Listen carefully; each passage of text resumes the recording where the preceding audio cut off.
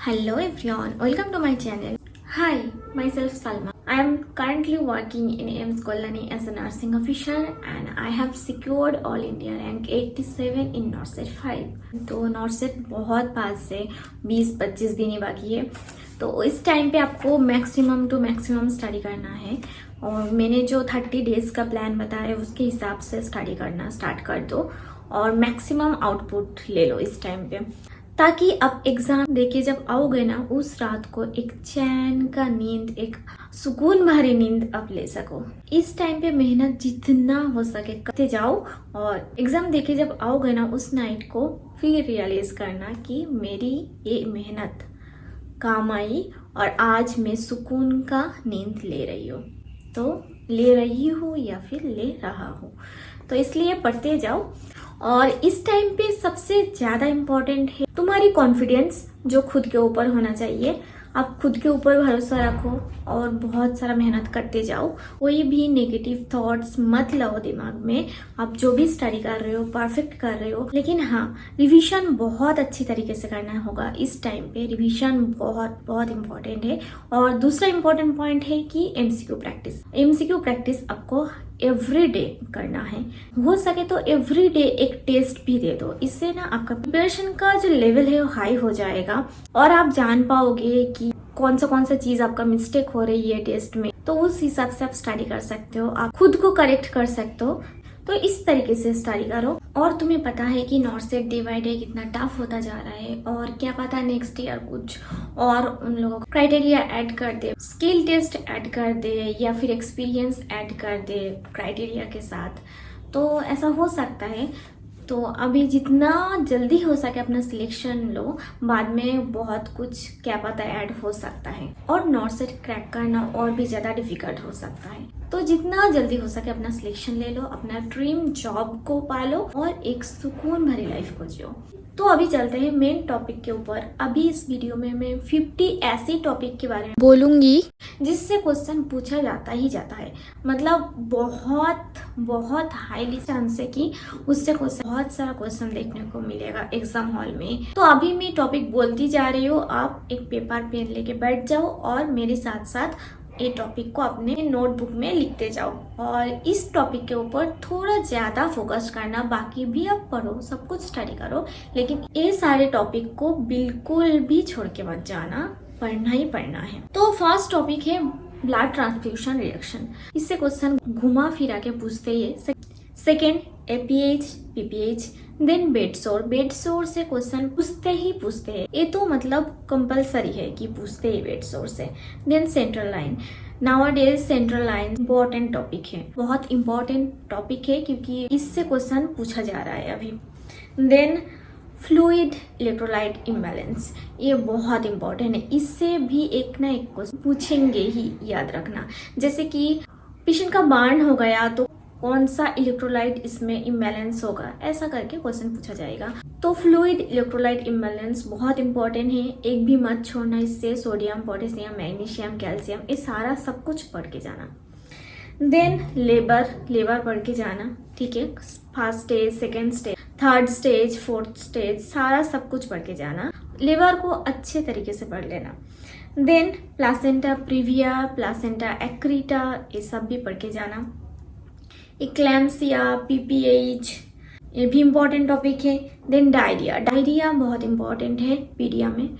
Then ORS composition, ORS composition का sodium level कितना होता है, ये सारा चीज आप याद कर लेना। जो मैंने मेरी कम्युनिटी पोस्ट में भी ओआरएस का एक पिक डाला है, तो वो सारा चीज याद कर लेना, ORS composition.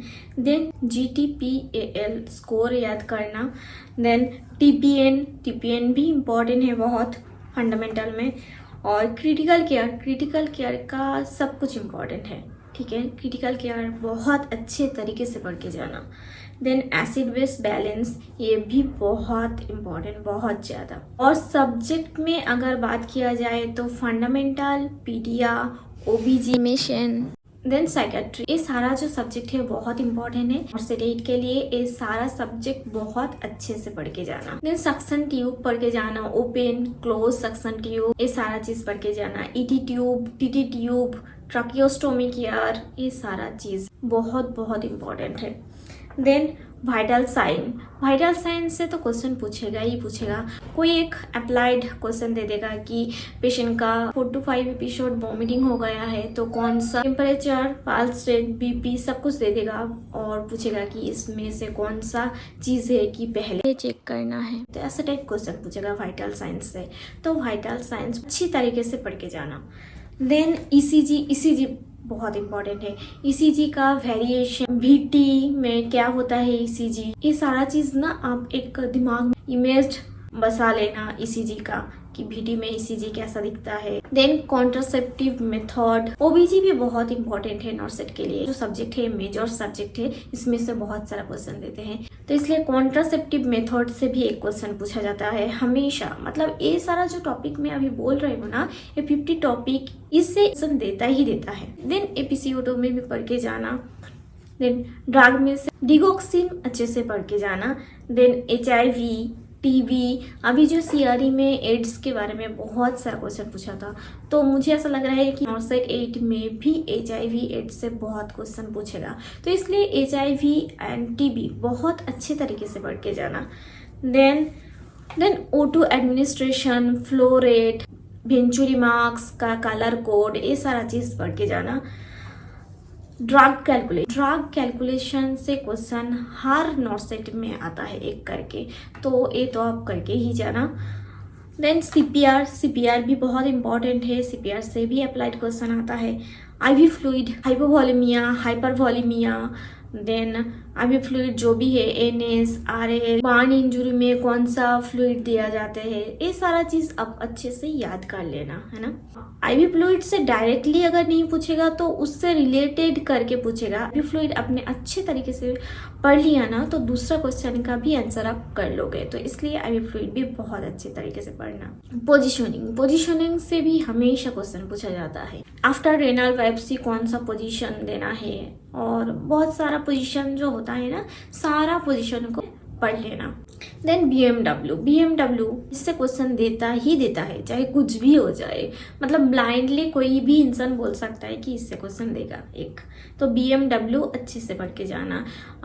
Specially blood bag और यूरिन बैग का जो कॉन्सेप्ट है उसमें कंफ्यूज मत होना, वो चीज़ बहुत अच्छे से पढ़ के जाना। और बाकी जो BMW का हर एक कैटेगरी अच्छे से पढ़ के जाना, लेकिन हाँ ब्लड बैग और यूरिन बैग में कंफ्यूज मत होना। कौन सी बैग को किस डस्टबिन में डिस्कट करते हैं, ये चीज़ अच्छे से पढ़ के जाना। देन ब्लेड्स का इमेज हमेशा दे देते हैं, तो ब्लेड 11, 12, 23 मेनली यही कॉमनली देते हैं, तो सारा ब्लेड का एक बार पिक्चर आप देख लेना। और हैंड वॉशिंग से भी क्वेश्चन पूछा जाता है, तो अच्छे से पढ़ के जाना। मतलब हैंड वॉशिंग तो पता है सबको, लेकिन बहुत इजी एक टॉपिक है। लेकिन अब जब क्वेश्चन कर रहे हो ना आंसर, तो दिमाग में रखना हैंड वॉशिंग नर्सेस एक्शन में टॉप प्रायोरिटी में होगा। तो अगर ऑप्शन में हैंड वॉशिंग है ना, तो वही आंसर होने का 99% चांस होगा। तो जब आंसर करना, आप बहुत सोच समझ के आंसर करें। RTA रोड ट्रैफिक एक्सीडेंट का भी क्वेश्चन पूछा जाता है। आपगर स्कोर भी बहुत अच्छे से पढ़ना, क्योंकि पीडिया भी इम्पोर्टेंट है, तो एक क्वेश्चन पूछा जाएगा। देन वैक्सीनेशन से भी एक क्वेश्चन पूछा जाता ही है, तो वैक्सीनेशन अच्छे से पढ़ लेना। ABG वैल्यूज सारा याद कर लेना और ABG भी अच्छे से पढ़ के जाना, क्योंकि ABG भी क्वेश्चन पूछा जाता है। नॉर्मल लैब वैल्यू, जितने भी वैल्यूज है ना उसका नॉर्मल लेवल, जैसे कि सोडियम का नॉर्मल लेवल, पोटेशियम का, कैल्शियम का, मैग्नीशियम का, इस सारा चीज़ का pH, बाइकार्बोनेट, देन PCO2, ये सारा चीज़ का नॉर्मल वैल्यू अच्छे तरीके से याद कर लेना। देन WBC वैल्यू, ये सारा चीज़ याद कर लेना, क्योंकि अगर नॉर्मल वैल्यू आपको पता है ना तो बहुत सारा क्वेश्चन आप सही करोगे। डायरेक्टली अगर ऐसा ना पूछा, फिर भी ना अगर इनडायरेक्टली कोई क्वेश्चन पूछा, आपको पता होगा ये सारा चीज़ का नॉर्मल वैल्यू ए है, तो ये तीनों ऑप्शन तो नहीं होगा, तो फोर्थ ऑप्शन ही होगा। तो इसलिए नॉर्मल वैल्यू जानना बहुत इंपॉर्टेंट है। तो सारा चीज़ का नॉर्मल वैल्यू अच्छे तरीके से याद कर लेना। देन एंडोक्राइन सिस्टम भी बहुत अच्छे से पढ़ना, जैसे डीएम है ना, डीएम इम्पॉर्टेंट है, इंसुलिन वगैरह बहुत इंपॉर्टेंट है। Then Cushing syndrome, parathyroid hormone ज़्यादा होने से क्या होता है, कम होने से क्या होता है, तो एंडोक्राइन सिस्टम अच्छे से पढ़ के जाना। देन शॉक अच्छे से पढ़ के जाना, शॉक का मैनेजमेंट क्या है अच्छे से पढ़ के जाना, कितने टाइप का शॉक होता है, तो ये सारा चीज़ पढ़ के जाना। अभी साइकेट्रिक में आप मेनली पढ़ के जाना क्लस्टर ABC डिसऑर्डर्स जो भी है, ये बहुत इंपॉर्टेंट है, ठीक है। एक अप्लाइड क्वेश्चन देगा, फिर बोलेगा कि ये बिहेवियर कैसा है, एंटीसाइकोटिक या फिर नार्सिसिस्टिक, बॉर्डरलाइन, ऐसे तरीके से पूछेगा। तो इसलिए एक क्लस्टर्स जो भी डिसऑर्डर्स है ना, ABC सारा क्लासिफिकेशन अच्छे से पढ़ के जाना। जब भी कोई साइकेट्रिक डिसऑर्डर पढ़ो तो उसको ना रियल लाइफ एग्जाम्पल दे के पढ़ो। नार्सिसिस्टिक बिहेवियर में कैसा होता है, चाहे किसी को भी एग्जाम्पल के तौर पे ले सकते हो कि आपको लगता है कि किसी को बहुत ज़्यादा है ना अटेंशन सीकिंग है, तो उसका बिहेवियर कौन सा है, तो उसका कैसा साइकेट्रिक डिसऑर्डर हो सकता है। तो ऐसा करके आप एग्जाम्पल लेके स्टडी करो, तब जाके आप गलत नहीं करोगे। एंटीसाइकोटिक ड्रग को अच्छे तरीके से पढ़ो, उससे भी क्वेश्चन आते हैं। लिथियम को अच्छे से पढ़ो, EPS को अच्छे से पढ़ो, है ना। देन सिजोफ्रेनिया, मेनिया, ये भी इम्पॉर्टेंट है, ये पढ़ के जाना। और इम्पॉर्टेंट है anaemia in pregnancy. Anaemia in pregnancy बहुत इंपॉर्टेंट एक टॉपिक है, तो इसको बहुत अच्छे से पढ़ के जाना, ठीक है। अभी जो मैंने जो टॉपिक्स बोला है ना, 50 इम्पॉर्टेंट टॉपिक्स, ये सारा टॉपिक जो है बहुत इंपॉर्टेंट है। ये सारा टॉपिक को बहुत अच्छे से कवर करो, एक भी टॉपिक मिस मत करो, अच्छे तरीके से पढ़ो, बहुत बहुत अच्छा रिजल्ट करोगे और बहुत अच्छा रैंक आएगा आपका नॉर्सेट में। तो बहुत अच्छे तरीके से प्रिपरेशन लो, अपने स्टडी को कंटिन्यू रखो और कुछ स्ट्रेस मत लो, डरो मत, सब कुछ इजी है, सब कुछ अच्छे से हो जाएगा। खुद के ऊपर भरोसा रखो बस, और कुछ नहीं है, और स्टडी करते जाओ।